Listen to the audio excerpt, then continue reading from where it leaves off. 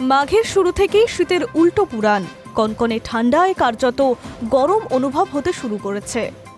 বেলার দিকে শহর কলকাতা ও আশেপাশের এলাকায় শীতের পোশাক কার্যত গায়ে রাখা যাচ্ছে না। তাহলে কি এবার মাঘেই মিলবে উষ্ণতার ছোঁয়া? সেই প্রশ্ন উঠছে। সামনেই সরস্বতী পুজো, বাগদেবীর আরাধনায় দিন কেমন থাকবে?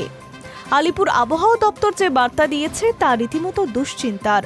কারণ এবারে সরস্বতী পুজোয় সর্বোচ্চ ও সর্বনিম্ন পারদ বাড়তে পারে। বুধবার শহর কলকাতার তাপমাত্রা স্বাভাবিকের থেকে প্রায় 1.5 ডিগ্রি বেড়েছে। মহানগরের সর্বনিম্ন তাপমাত্রা 15.4 ডিগ্রি সেলসিয়াস।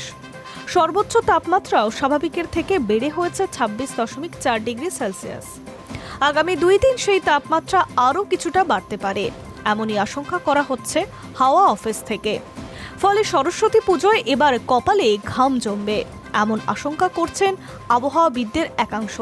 ভোরবেলা ও রাতের দিকে শীতের আমেজ ভালোই অনুভব হবে, তবে বেলা বাড়লে সেই আমেজ উধাও হচ্ছে।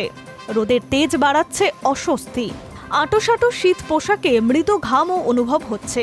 কিন্তু ঘামের কনকনে শীত কেন উধাও হলো? হাওয়া অফিস জানাচ্ছে, পশ্চিমী ঝঞ্ঝা উত্তরে হাওয়ার পথে বাধা হয়ে দাঁড়িয়েছে। গত 48 ঘন্টা ধরে পাঞ্জাব ও উত্তর পশ্চিম ভারতে একটি পশ্চিমী ঝঞ্ঝা সক্রিয় হয়েছে বলে খবর।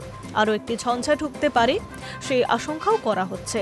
উত্তর ও পশ্চিমের জেলাগুলিতে কিছুটা শীতের আমেজ আছে, তবে পশ্চিমের জেলাগুলিতে সর্বোচ্চ ও সর্বনিম্ন তাপমাত্রা সামান্য বেড়েছে বলে খবর। দার্জিলিংয়ের পাহাড়ি এলাকার তাপমাত্রা 3 থেকে 5 ডিগ্রির মধ্যে ঘোরাফেরা করবে। উত্তরবঙ্গে ভোরবেলায় আপাতত ঘন কুয়াশার দাপট থাকবে না বলেই খবর। Hi news network.